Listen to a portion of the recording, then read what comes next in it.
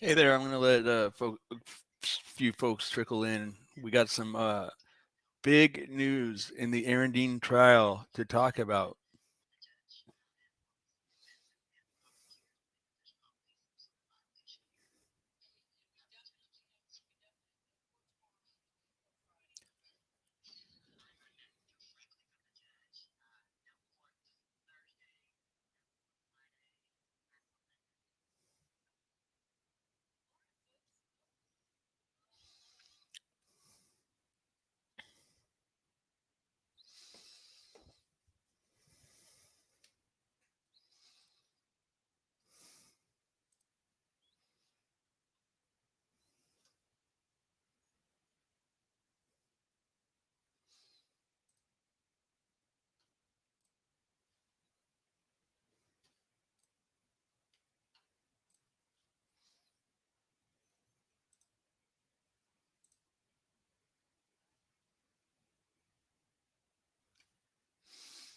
Hey, I'm going to probably give it about 5 minutes for people to trickle in.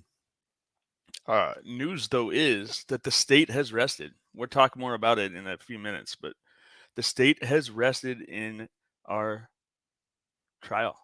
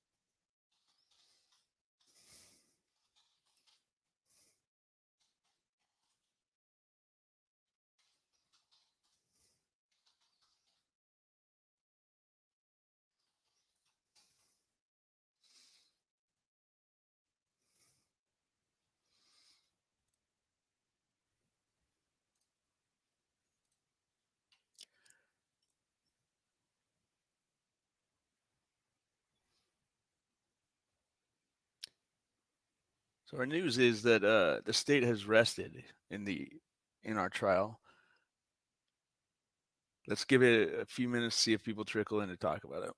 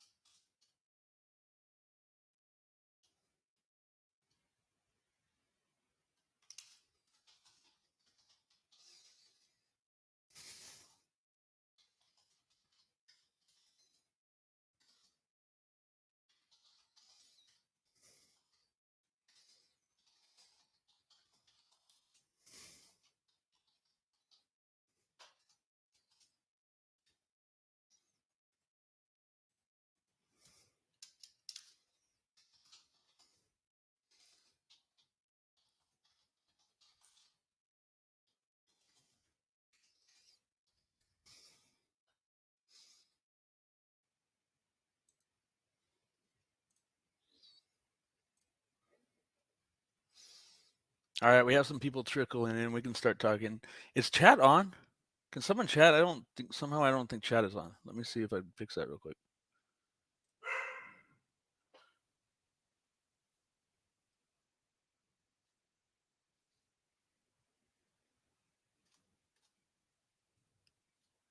Chat should be on.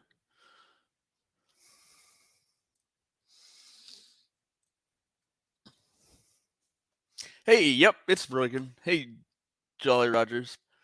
So, yep, I'm here, Jolly Rogers. Hey, so the state, after the cameras were cut, the state rested. Yeah, like the state rested without calling a use of force expert. Sorry, we've been streaming for 8 hours. My brain's not working. They rested without calling a use of force expert. Absolutely amazing. Let's go through their witnesses real quick. So, first witness, Zion. Zion's credibility was diminished. Let's say it was diminished at best. I think it's fair to say that an honest juror would take away from Zion's testimony that his aunt raised her weapon. Second witness. Who was our second witness? Second witness was the officer on scene. The officer on scene felt to me like a defense witness. The officer on scene made very clear that she also suspected burglary. She also had her weapon drawn.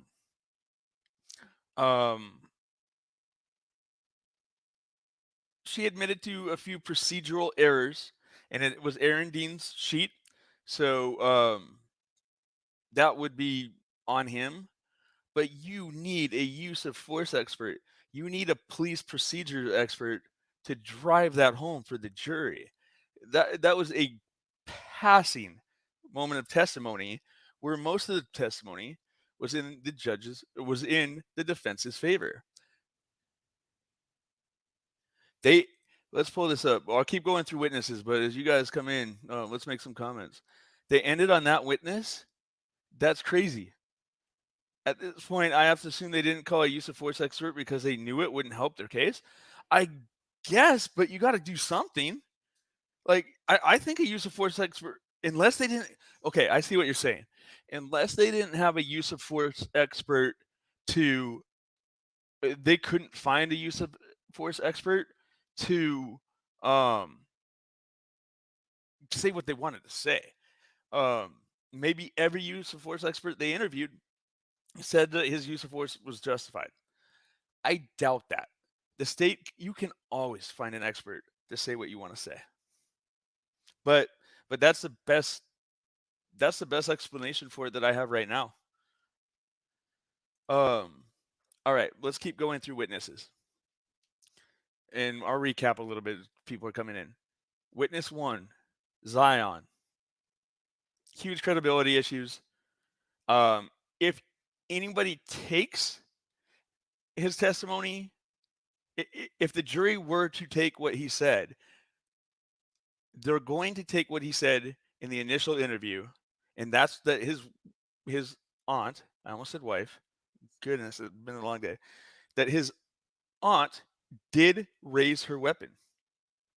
Second witness, the police officer, and man, I can't remember her name to save my life. She was not his partner, but was on scene with him. Decent, some testimony around problems with following procedure, but nothing major. I kind of missed that until I recapped. What I took away is that she also drew her weapon well before a shot was fired. She also ran into the home still thinking there was a burglar. Third witness, that is our friend. I'll pull his name up real quick. Sorry. James Smith. James Smith called the police. James Smith has been an advocate for quote unquote justice in this case, justice for Atatiana. Fair enough. Biggest takeaway from him: he thought that a police officer was shot. His initial reaction to hearing the gunshot was thinking that a police officer was shot. Second biggest takeaway from our friend Mr. Smith is that he approached the house, got to the white car, decided to retreat before calling the police. I thought he would be the state's best witness, and he was remarkably fair in his testimony. Again, nothing that refutes self-defense. I think the state came in thinking we have to prove that he shot her. Forgetting the burden of proof in a self-defense case is for them, especially in Texas, the burden of proof is squarely on the prosecution to disprove self-defense. So far, we have no disapproval of self-defense in those three witnesses. Okay, so today we had a couple of crime scene investigators. They definitely proved that he shot her, but that wasn't in question. The first officer who made the video, who made the 3D video, did leave something to be did make testimony about that window could have been seen from over the fence. And again, these witnesses put some slight doubt into, were the police officers responding correctly, operating correctly? But we can't forget that on cross-examination, all of these officers, all of these state witnesses have said that it was a call for an open structure, and that the first thing that's going to go through a police officer's mind when they respond to a call for an open structure is a burglary. State witnesses have testified that they are not supposed to identify themselves when approaching an open structure call for two reasons. One, it may be a domestic assault, and they don't want the domestic assault victim to be hurt in the time that they announce themselves before being able to enter the docile. Remember, they have to have exigent circumstances to enter. Two, if it is a burglary, they want to catch that burglar in the act and not give them reason to flee. At any rate, the reasons don't necessarily matter. The policy is that they're not supposed to announce themselves. All right, so let's keep going. The last, and I just said, our last officer was who the chat has fondly called Officer Officer own report. Officer even without knowing what was in his own report, did not say anything damning. Let's go to our last witness, and I can't believe I'm saying that this is our last witness. Our last witness was the medical examiner. Medical examiner testified that this was ruled a homicide. That's never been in question. The medical examiner had an issue in his report where in one place he cited the bullet's endpoint on the wrong side. The defense also got him to admit that Atatiana was standing in a bladed position, turned and slightly hunched over. Aggressive act? Yes. Again, no dispute that she had the gun in her hand. Medical examiner is not going to dispute that. I don't know that we have had absolute solid testimony that says that the officer saw the gun.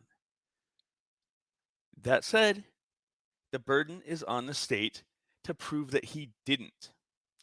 I'm absolutely shocked that they didn't call a, at least one, if not two, use of force experts. Let's think back to the Kim Potter trial. It came down to a battle of use of force experts. It also came down to the state having leadership, brass in the department testify against her.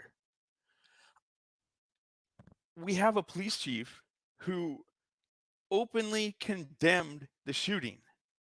Why was he not on the stand to explain why what former Officer Dean did was inappropriate? Unbelievable. I have a notification from John here. Let me check it out.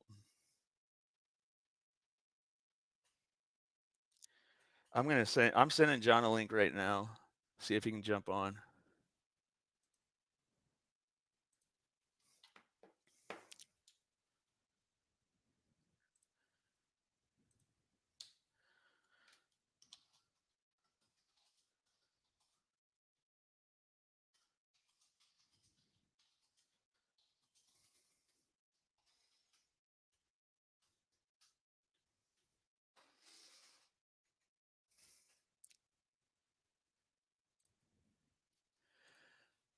Unbelievable. Absolutely unbelievable. So what I was saying is, let's think back to the Kim Potter case. It became a huge. It came down to a battle of use of force experts. The Derek Chauvin case came down to a battle of medical examiners and use of force experts. What other shootings do we have? Police shootings. It's got to come down to the experts in these cases because a jury is going to say an officer should use force unless they're specifically told that they were going against policy. I'm baffled. Let's see if we have any other questions in here.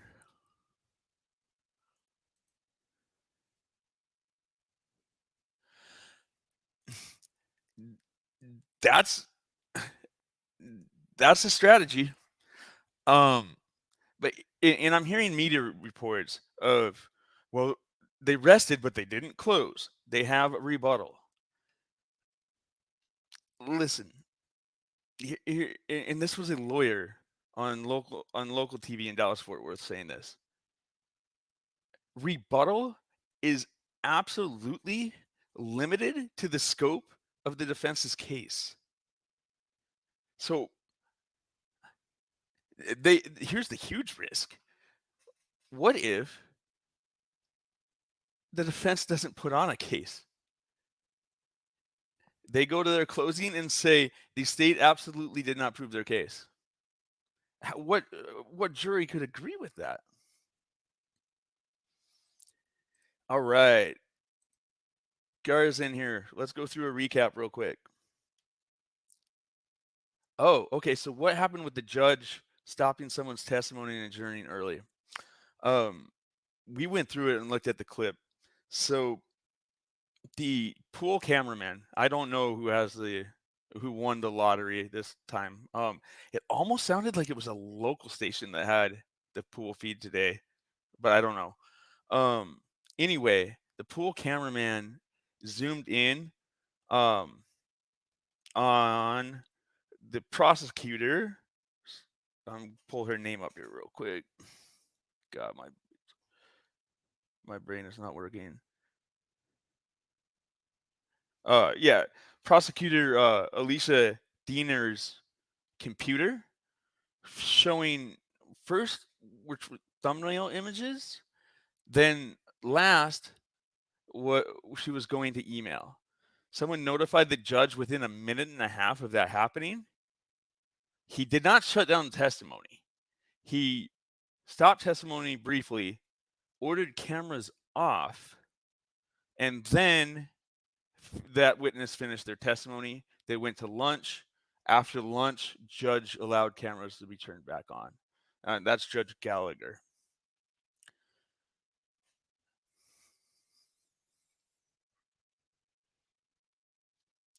See if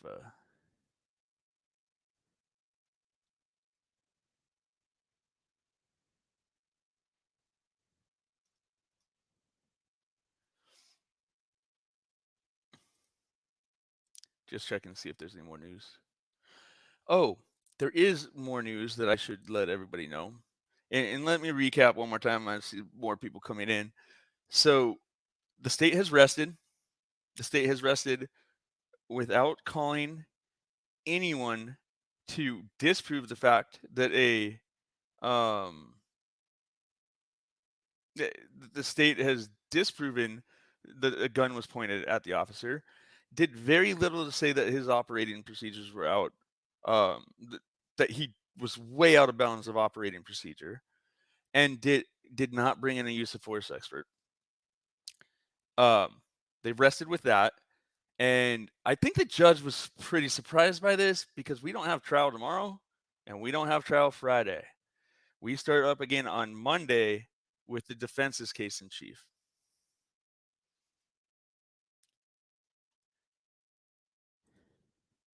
What a wild day for trials. Yeah, on this channel we jumped in and checked out the closing arguments in the Ortiz case. That's the case where the border patrol agent turned serial killer. The defense's arguments in that were amazing. I loved the constitutionality of their argument. There's absolutely no way those arguments resonate with a jury. They violated all his rights. Even though he did it, you have to let him go. It doesn't fly with South Texas juries, but I'm pretty sure.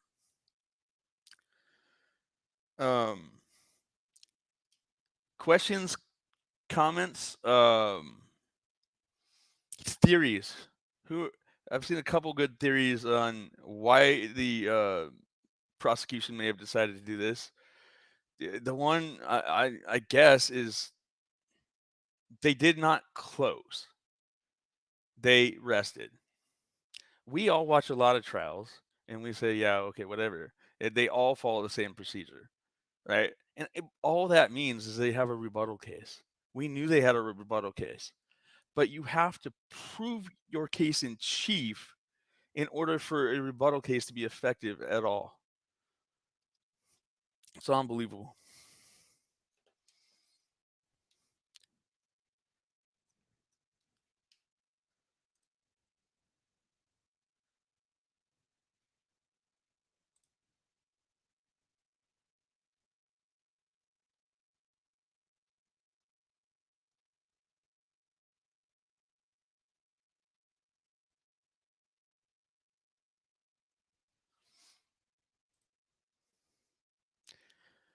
All right, so I have some more people coming in. I'll recap the news quickly. Our fabulous prosecution team, actually one of them, Prosecutor Smith seemed pretty darn good. Prosecutor Diener left something to be desired. Now our prosecution team has dramatically surprised us by resting their case. They rested their case right after the cameras turned off. I don't love how this judge handles cameras. He essentially told the gallery to leave before, and actually I just saw something. So what? Okay, here's what happened. The microphones got turned off before the state rested. When the state rested, I think the judge, in his surprise, said, okay, well, jury, we are done for the day. Gallery, the lawyers and I are going to have to go through some things. And I can tell you what those things were. The judge provided both sides the charging documents to go through. And John's here. Let's bring him. So I'm not gonna go on camera, but what's up? Hey, no worries, man. I was off camera all day so that my stream would work. But hey, so our favorite prosecution team surprised everybody, including the judge, and at about 3:00 today, rested their case. Oh, okay. They rested their case without calling a police procedures expert or They without didn't calling call. a use of force Did they expert. call any experts? No, they didn't call any experts. They What the hell? called their own crime scene people. They called their crime scene guy who was like a photo expert who was able to create a 3D rendering of the crime scene the next morning, so, which was kind of helpful. Okay. They brought in the lead crime scene investigator who the Uh, chat lovingly named Officer because he all couldn't right. remember one damn thing in his report. Like Huh. there was a lot of no's and a lot of ums. And I now I'm catching myself saying all the time, but No, that's all good. very interesting. That is interesting. I just did that myself. That doesn't sound like a particularly strong case. Did the defense did they do the motion for directed verdict yet, or are they going to do that tomorrow? Well, so they're gonna do it Monday. The judge was stunned. The judge sent the Wait, jury home, and then so they're off until Monday? yep, and then in chambers told a couple of reporters that they're gonna be off until Monday. He had this scheduled Wow. for at least 2 weeks. I mean, that This is suggests supposed to to be a me that huge. that suggests to me that when they were prepping some of their witnesses, the way that we phrase it in civil law is they got what are called negative opinions from their experts, Yep, and they just decided to drop them. yep, and that was my theory. A couple of the That's what it reporters, sounds like. that I'm hearing from, these talking head lawyers. Oh wait, sorry, I didn't mean that. Just kidding. These were one is adamant that it's a strategy to, and actually someone in the chat brought this up too, is it's a strategy to bring their experts on rebuttal, but that's playing with fire. Like I if I, if I the don't defense think that doesn't put bringing on your a ex- case, you can't bring rebuttal but because it here's has to the be issue. within the scope. That's the issue. Is just like what you said. That is playing with fire because if they did not establish a case in their case in chief, then directed verdict is appropriate. Yep. And by the way, if directed verdict is denied, the actual record will not include their rebuttal witnesses if it ends up getting appealed. Interesting. Okay. So, Because but you have to present your entire case in your case in chief for so the purposes of a directed verdict. okay. Yeah, well, yeah, absolutely. Yeah, that's playing with fire because if you didn't prove it before the motion for directed verdict, the judge can only base his decision on what the evidence has been brought in. But let's say that this judge does what every other judge does and says, well, there's a scintilla of evidence to go forward, right?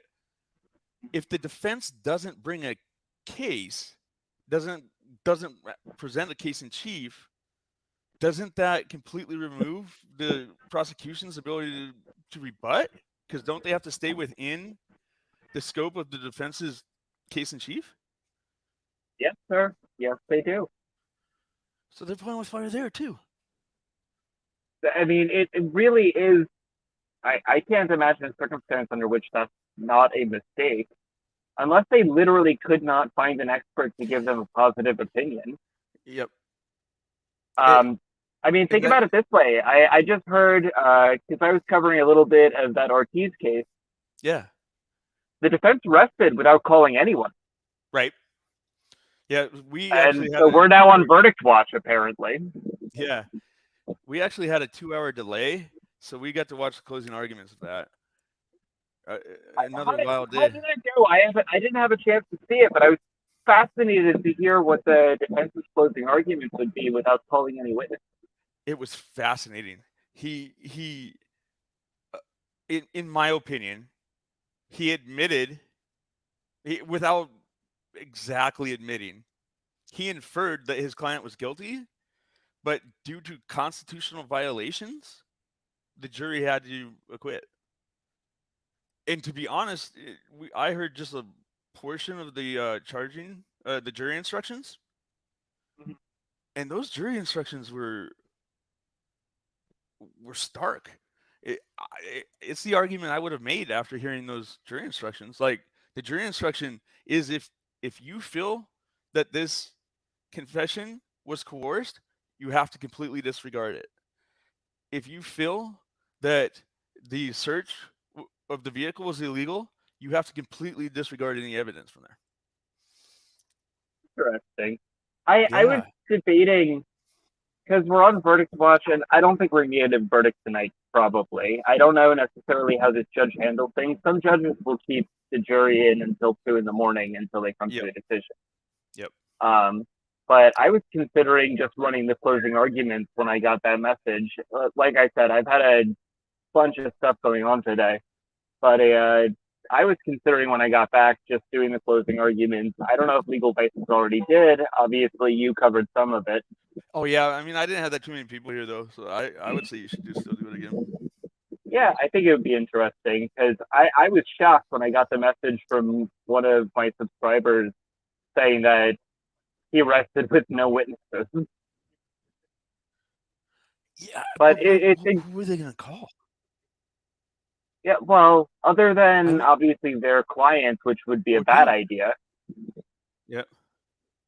But you could, and I guess that might actually have been an extremely intelligent decision, because once again, if you want to avoid the issue of dueling experts, don't call any of your own experts, and they can't rebut an expert that you didn't call.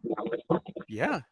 No, and like I was dumbfounded by the jury instructions. I mean, my understanding has always been that you should make the call in a motion in limine if the evidence was correctly obtained, and if it's not, it shouldn't come in, period. But they're leaving that as a question of fact to the jury.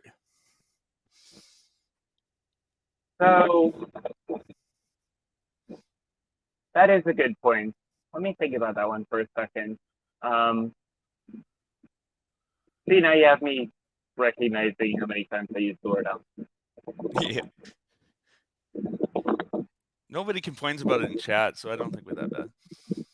I think whether or not a confession is in fact coerced is a question of fact. Yep, I would agree with that part. I don't think that you can make that determination as a matter of law. What about the search? The search, depending upon the grounds by which it was inappropriate, could either be a question of fact or a question of law. So I don't recall precisely what the grounds of the objection to the search was. So if you fill me in, I can maybe shed a little bit of insight on that. And this is only thanks to the chat that I can. Let's did it. The state argued that when he ran away from his vehicle, he abandoned the vehicle, and therefore it could be searched without a search warrant. All right, so that to me, at first blush, seems more like a question of law in terms of applying the abandonment statute. Yeah, well, because each side in their closing arguments argued what the word abandonment meant, which is odd to me because abandonment is defined in law, right?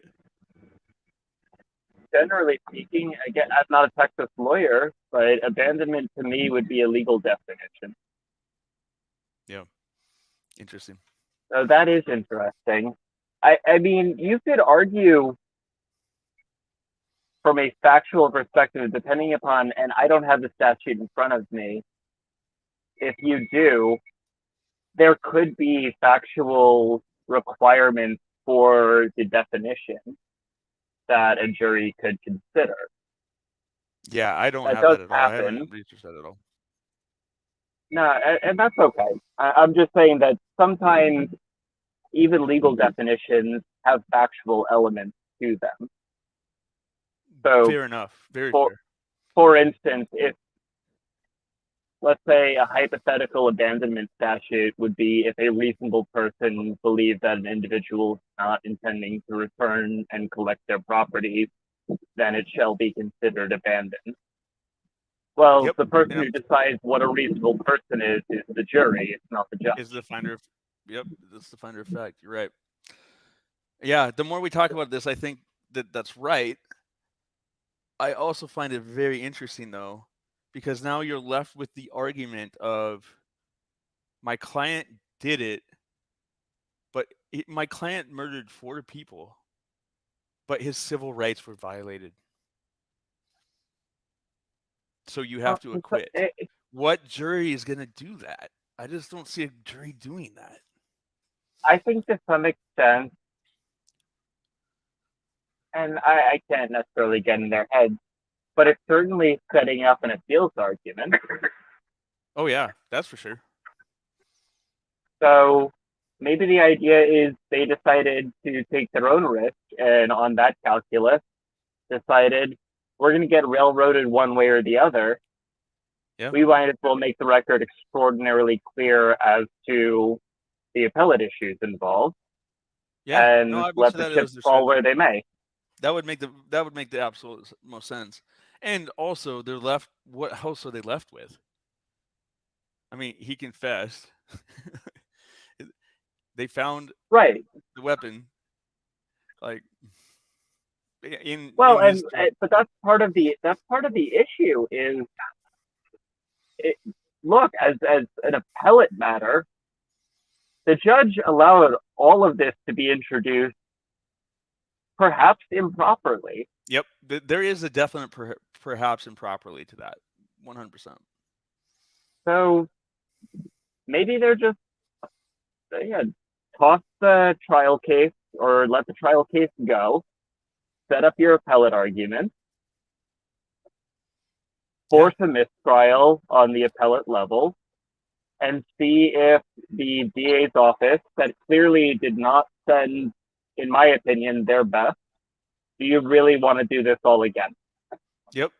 Or it's not a ridiculous strategy. Right, it's not. And add one more thing to this. Hope that you get a jury of 12 people like me and you who would acquit based on the fact that civil rights were violated. I don't want to put words in your mouth. That is your best case scenario. I think that it's relatively unlikely. Yep. But that is your best case scenario. Your worst case scenario is, I think that they raise at least 2 issues that I've heard that are fairly ripe for appeal. Yep. So that's kind of my best thought process based upon kind of a back of the envelope. I did not have a chance to watch today. Yeah, no. So, some of us have real jobs, not me. But yeah, dude, I really like. I think all of us need to get better at figuring out ways to do jury verdict watches. And I think you rewatching the closing arguments would be a great way to do that. Yeah, I would be interested to go back through the Ortiz thing because I did not watch. I don't know. Like, I did not see your coverage. I haven't seen anyone's coverage. So watching that clean, knowing that the defense decided not to cover any witnesses, I think that might be kind of interesting. I'm not promising I'm going to do it. I just think it might be interesting when I get back if I can clear off a couple things for my desk. Fair enough. Yeah. Let me know if you do it. I'd be happy to jump on. Yes, you want to give your chat a couple minutes if they have any questions for me, and then I'm going to hop off, finish what I got to do, and start heading home. Yep, let's do that. I'm going to any questions for John? Otherwise, I'm going to let him go, and then I am going to end this stream as well because I want to keep it fairly short for folks that are coming, weren't able to jump on live within a minute or two to watch. I'll go through here real quick. From Jolly Rogers. Will prosecutors come out and ask judge to throw out case since it hasn't proven that case? Yes, and that's what we were talking about. Well, the prosecutors certainly are not going to be the ones. Oh, yes, sorry. The defense will. The defense will come out and file a motion for directed verdict. stating that there has not been any evidence to convict. There has been no sufficient evidence that any reasonable jury could convict based on the prosecution's case. Right. The That's prosecutors the are not going to do that. The prosecutors want to go forward with this case. Full name for our officer is Officer Can I check my notes? And then, but he would check his notes and then still couldn't find what he was looking for. That is the worst. We talked about it before, but that just again demonstrates to me the competence of the prosecution in terms of preparing their witness. You should not have to read from your notes if you were adequately prepared. Oh yeah, and I was going off about like how did he not go through his notes the night before? Like, it's crazy. All right, man, I'm gonna let you go. We're gonna end this like right at 45 minutes. There's no more questions. But yeah. Oh, Jolly Rogers, real quick. How often does that happen? Literally almost never. Never. But in this circumstance, there's a shot because I haven't seen anything that fundamentally establishes the elements of the case they're bringing. But judges are very loath, and I think to some extent, if we are talking about how the closing went and pointing out the appealable issues, that might be a signal to the judge saying, hey, we are willing to take this to the next level, are you? Mm-hmm. I don't think it's actually going to go anywhere, but that might also be a strategy that they're not signaling even to the jury, but to the judge. Mm-hmm. That judge so doesn't seem that's to care, a possibility. And then I would say I don't know if you were asking about directed verdict there either, Jolly Rogers, but that also almost never happens. This case would be a good place to see that, but this judge has not, I am starting to say sustained, has not sustained a single objection, so I don't think he's going to grant a motion for direct verdict. No, I don't think he is either, and I think that's why I was describing it as maybe a strategy to bring up the potential appellate issues. The last thing that a trial court judge ever wants is to be overruled. Right. And they may be trying to signal to the judge, hey, you kind of screwed up here on a couple of different issues. Maybe you want to reconsider that. I don't think it'll make a difference as a practical matter, but tactically, I can understand the decision making on what to focus on. Yep. All right, man. Well, get home safe. All right, brother. I'll see you. Take care. Good to see everyone in chat. Peace. Bye. And chat, I'm going to end this right at 45 minutes just to keep it short for anyone that wants to watch it later. But thanks for jumping on, and I'll just steal Kara's line. What a wild day for trials. All right, I'll talk to everybody later. Might be on with John. Have fun. Yep, so Jolly Rancher. It's been a long day for me too, man.